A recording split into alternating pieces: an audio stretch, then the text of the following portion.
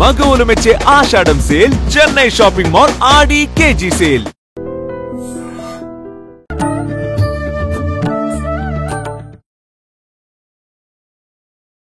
నమస్కారం, welcome to I dream. ధర్మ మార్గం విత్ విజిత కార్యక్రమానికి స్వాగతం. ప్రస్తుతం మనతో పాటు ఉన్నారు ప్రముఖ ఆధ్యాత్మికవేత్త, హనుమత్ మరియు శ్రీ విద్య ఉపాసకులు బ్రహ్మశ్రీ సిస్లా జయశంకర్ గారు. ఇప్పుడు గురుగారితో మాట్లాడి మరిన్ని విషయాలు తెలుసుకుందాం. నమస్కారం గురుగారు. గురుగారు, ఎక్కువగా భయపడుతున్నప్పుడు పిల్లలు లేదు అని అంటే మనం ఒంటరిగా ఉన్నప్పుడు ఎక్కువగా హనుమాన్ చాలీసా చేసుకుంటే ఉపయోగం ఉంటుంది అని చెప్పి అంటూ ఉంటారు. అంటే అసలు హనుమాన్ చాలీసా అనగానే ఎక్కువగా పిరికిగా ఉండే వాళ్ళకి, ఇలాంటి వాళ్ళకైనా అసలు ఎవరు చేసుకోవచ్చు హనుమాన్ చాలీసా? హనుమాన్ చాలీసా యొక్క గొప్పతనం ఏంటో వివరించండి. చాలీసా అంటే 40 శ్లోకాలు. మీరు ఇంతకుముందు ఎక్కడో వినుంటారు కదా, రామాయణంలో సుందరకాండ అత్యంత విశేషమైనది, విశిష్టమైనది. సుందరకాండ పారాయణ అనేది మిగతా కాండలన్నీ కూడా, మిగతా 5 కాండలు పురాణం, రామాయణం, కావ్యం. కానీ ఒక సుందరకాండ మాత్రమే ఉపాసనాకాండ. అంటే ఏ కష్టానికి ఏ ఫలితం ఉంటుంది, ఏ ఏ కాండ చదివితే, ఏ శ్లోకం చదివితే ఏ కష్టం తీరుతుంది అనేది ఉపాసనాకాండ, సుందరకాండ. ఎందుకు? కంప్లీట్గా ఆంజనేయ స్వామి యొక్క పరాక్రమం గురించి, ఆంజనేయ స్వామి యొక్క విశేషాలన్నీ కూడా సుందరకాండలో ఉంటాయి. ఓకే. సముద్ర 100 యోజనాల సముద్రాన్ని దాటి ఆంజనేయ స్వామి సీతామ్మవారి దగ్గరికి వెళ్ళి, సీతామ్మవారికి తను రాముడి బంటిగా పరిచయం చేసుకొని, రాములు వారు ఇచ్చిన అంగుళీయకాన్ని అమ్మవారికి ఇచ్చి, అమ్మవారి ఇచ్చిన చూడమని తీసుకొని, ఏంటి కొంచెం సింపుల్గా బుద్ధి చెప్పొద్దాం రావణుడికని మొత్తం లంకను తగలబెట్టి తిరిగి రాముల వారి దగ్గరికి వచ్చి అమ్మవారి యొక్క జాడని తెలిపిన వీరోచిత ఘట్టం సుందరకాండ. రావణాసురుడికి బుద్ధి చెప్పడమా, రాముడికి బుద్ధి చెప్పడమా? రావణాసురుడికి. రాముడు అన్నారు. రావణాసురుడికి బుద్ధి చెప్పి రాముడి దగ్గరకు వచ్చి ఆ చూడమణిని తిరిగిచ్చి సీతామ్మవారి యొక్క ఆచూకీని రాముల వారికి తెలిపి మొత్తం ఆంజనేయ స్వామి యొక్క పరాక్రమాన్ని అంతా కూడా ఆ సుందరకాండలో ఉంటుంది, వివరంగా ఉంటుంది. సుందరకాండ ఎత్ర ఎత్ర రఘునాథ కీర్తనం తత్ర తత్ర కృతమస్తకాంజలిం.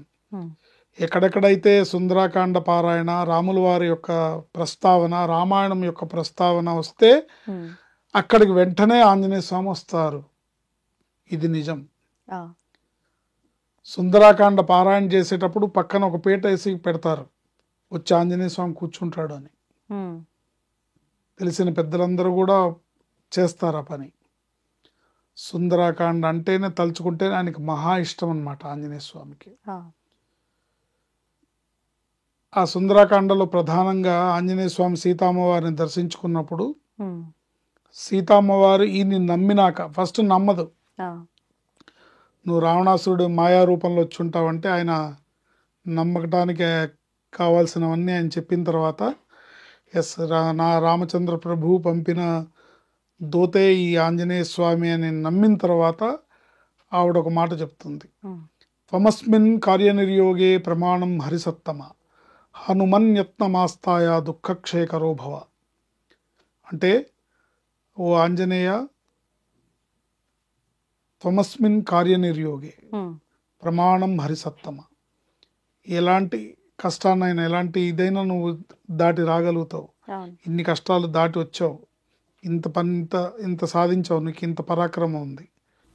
హనుమన్ యత్నమాస్తాయ దుఃఖక్షేకరో భవ, నా కష్టాన్ని నువ్వు తీర్చు, నన్ను శ్రీరామచంద్ర ప్రభు దగ్గరికి చేర్చు అని చెప్పి అమ్మవారు అంటుంది. ఈ శ్లోకం అంటే ఆంజనేయ స్వామికి చాలా ఇష్టం. పరిపూర్ణంగా సుందరకాండ అంటే ఆంజనేయ స్వామికి చాలా ఇష్టం. ఆ సుందరకాండతో సమానమైనది ఈ హనుమాన్ చాలీసా. సుందరకాండ మొత్తం పారాయణ చేస్తే ఎలాంటి ఫలితం వస్తుందో, హనుమాన్ చాలీసా 40 శ్లోకాలు పఠిస్తే అలాంటి ఫలితం వస్తుంది. ఎవరైనా సరే, ఎటువంటి కష్టంలో ఉన్నా, ఎటువంటి బాధలో ఉన్నా, ఎటువంటి ఇబ్బందుల్లో ఉన్నా, ప్రతిరోజు నిత్యం హనుమాన్ చాలీసా పారాయణ చేసుకోవడం అన్ని విధాల ఏ బాధలు లేని వాళ్ళకైనా, ఏ కష్టాలు ఉన్న వాళ్ళకైనా, ఎటువంటి కష్టాలు ఉన్న వాళ్ళకైనా ప్రతిరోజు హనుమాన్ చాలీసా పారాయణ చేసుకోవడం అనేది అత్యంత శ్రేయోదాయకమైన విషయం. అలాంటి హనుమాన్ చాలీసాని ఆంజనేయ స్వామి ప్రదక్షిణాలు చేస్తూ చదివితే ఇంకా చాలా చాలా విశేషం. ఎన్ని ప్రదక్షిణాలు చేయొచ్చు గురుగారు? వారి వారి శక్తిని అనుసరించి, వారి వారి కామ్యాన్ని అనుసరించి. కొంతమంది ఉద్యోగ ప్రయత్నంలో ఆంజనేయ స్వామికి దండం పెట్టుకొని ఆంజనేయ స్వామి ప్రదక్షిణాలు చేస్తారు. కొంతమంది వివాహ ప్రయత్నంలో ఆంజనేయ స్వామి ప్రదక్షిణాలు చేస్తారు. కొంతమంది సంతానం కోసం చేస్తారు. కొంతమంది గ్రహ బాధలు తొలగడానికి చేస్తారు. ముఖ్యంగా ఆంజనేయ స్వామిని ఆరాధిస్తే 5 గ్రహాలు ప్రసన్నం అవుతాయి. ఏమేం గ్రహాలు గురుగారు?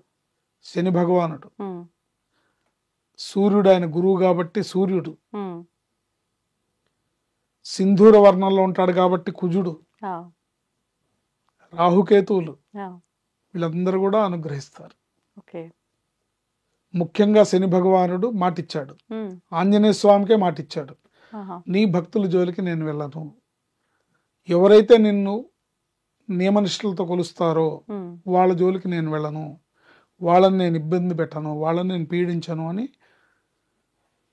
వినమ్రపూర్వకంగా నమస్కారం చేస్తూ శనేశ్వర భగవానుడు ఆంజనేయ స్వామికి చెప్పాడు.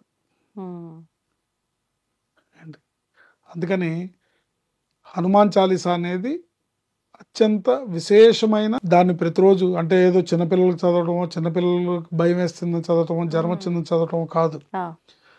హనుమాన్ చాలీసా 40 శ్లోకాలు సుందరాకాండ పారాయణ ఎంత ఫలితాన్ని ఇస్తుందో అలాంటి ఫలితాన్ని ఇస్తుంది. టోటల్ సుందరాకాండలో ఉండే ఆ ఘట్టాన్నంతా ఈ 40 శ్లోకాలు తులసీదాస్ గోస్వామి తులసీదాసు ఈ 40 శ్లోకాల్లో పెట్టి చెప్పాడు. అదే భావం, అదే అర్థం, అదే కథ. ఆంజనేయ స్వామి పరాక్రమాన్ని అంతా 40 శ్లోకాల్లో చెప్పారు. దీన్ని ఎవరు పారాయణ చేస్తారో వాళ్ళకి అత్యంత విశేషమైన ఫలితాలు. మీ కోరిక ఏదైనా సరే, మీ ఎటువంటి కోరిక కోరుకున్నా, ఎటువంటి కష్టం ఉన్నా, ఎటువంటి ఆరోగ్య సమస్య ఉన్నా, ఎంతటి తీవ్రమైన బాధ అయినా అది నివారింపబడుతుంది. మా కష్టం మీకేం తెలుసండి, మాకు ఇన్ని బాధలు ఉన్నాయి, ఇవి హనుమాన్ చాలీసాతో తీరుతాయా అని ఎవరన్నా అడిగితే, మీ కష్టం ఏదైనా సరే 40 రోజులు ఆంజనేయ స్వామి చుట్టూ 41 ప్రదక్షిణాలు కానీ, లేదా మీరు చేయగలిగితే 108 ప్రదక్షిణాలు కానీ చేస్తూ హనుమాన్ చాలీసాని చదువుతూ మీరు ప్రదక్షిణాలు చేస్తే, అంటే 41 కానీ 108 కానీ ప్రదక్షిణాలు చేస్తూ కనీసం 11 సార్లకు తగ్గకుండా హనుమాన్ చాలీసాని చేస్తూ 41 రోజులు చేస్తే మీకు నెరవేరనటువంటి కామ్యం అనేదే లేదు. గురుగారు 41 రోజులు వరుసగానా, లేకపోతే మంగళవారాలు శనివారాలు అలా లెక్క పెట్టుకుని 41 చేయాలా? 41 రోజులు వరుసగా చేయాలి. ఏది అదే అంటున్నా, మీ కష్టాన్ని బట్టి, మీ కష్టం తీవ్రతను బట్టి. అంటే ఇప్పుడు జనరల్గా ఉన్న కష్టాలకి జ్యోతిషం చూపించుకొని గ్రహ శాంతులు అవి చేయించుకునే వాళ్ళు కొంతమంది ఉంటారు. మాకు ఆ జ్యోతిషాలు ఏం తెలియదు, మేము అవన్నీ చేయించుకోలేమండి అని అంటే భగవంతుడి కాళ్ళు పట్టుకోవడమే. సో మీ కష్టం ఏదైనా సరే మీరు ఆంజనేయ స్వామి ప్రదక్షిణాలు 41 రోజులు చేస్తూ ప్రతిరోజు 11 సార్లకు తగ్గకుండా హనుమాన్ చాలీసా చదివితే మీ కష్టం ఏదన్నా కానివ్వండి, మీరు ఎటువంటి కష్టం ఉన్నా ఉండనివ్వండి, ఆ కష్టం నెరవేరుతుంది. అన్ని రకాల గ్రహ బాధలు తొలగుతాయి, అన్ని రకాల ఈతి బాధలు, మానసిక శారీరక రుగ్మతలు అన్నీ కూడా తొలగు. భక్తితో చేయాలి. మీరు అన్నట్టు మంగళవారం శనివారం ఏదన్నా విశేషంగా చేస్తే మంచిది. ప్రతిరోజు ప్రదక్షిణలు చేస్తూ 11 సార్లు హనుమాన్ చాలీసా చదువుతూ విశేషంగా మంగళవారం నాడు శనివారం నాడు కాస్త స్వామికి ఆకు పూజ, సింధూరు లేపనము, వడమాల ఇలాంటివి ఏమన్నా చేస్తూ స్పెషల్గా చేస్తూ ఉంటే ఆంజనేయ స్వామి తప్పకుండా ప్రసన్నం అవుతాడు. ఇప్పుడు ఈ వడమాల, తమలపాకుమాల ఇవి కూడా అంటే కామ్యాన్ని బట్ట ఎవరైనా చేయొచ్చా గురుగారు? ఎవరైనా చేయొచ్చు. తమలపాకులు అంటే ఆంజనేయ స్వామికి ఇష్టం, సింధూరం అంటే ఆంజనేయ స్వామికి ఇష్టం, అలాగే ఆయనకి వడలంటే ఇష్టం, అప్పాలంటే ఇష్టం. ఎందుకంటే ఆయన హనుమ, ఎందుకంటే సూర్యుడు వజ్రాయుధంతో కొడితే ఆయన దవళ్ళు దెబ్బతిన్నాయి, అందువల్ల ఇక్కడ ఆయనకి ఈ దంతాలు ఉండవు అనమాట. అందుకని మెత్తగా అప్పాలు అయితే తింటాడు. ఏంటి. Okay okay.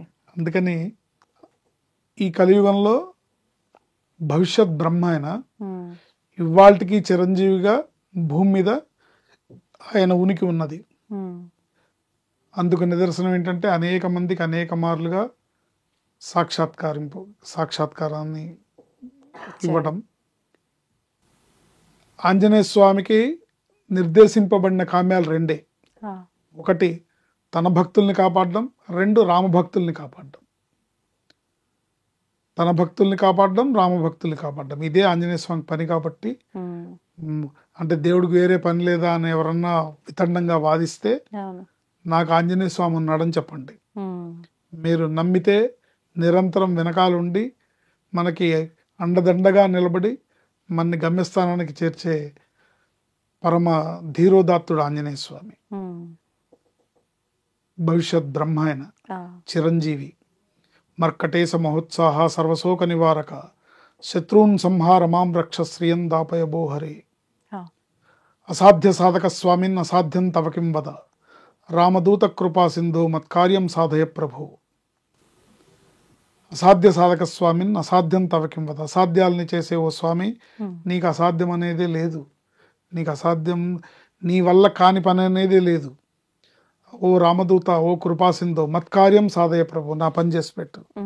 నా పని చాలా చిన్నది, నీ కెపాసిటీ చాలా పెద్దది, నా పని చాలా చిన్నది, నాకు పని చేసి పెట్టు. నాకు ఈ ఉద్యోగం ఇప్పించు, నాకు ఈ వ్యాపారంలో నష్టాలను నివారింపజేయి, నాకు ఈ గ్రహ బాధలు తొలగించు, నాకు ఈ వివాహం అయ్యేటట్టు చూడు, నాకు సంతాన భాగ్యాన్ని ప్రసాదించు. మీ కోరిక ఏదైనా సరే నిలబడి, అండగా నిలబడి మీ కోరికలను నెరవేరుస్తాడు.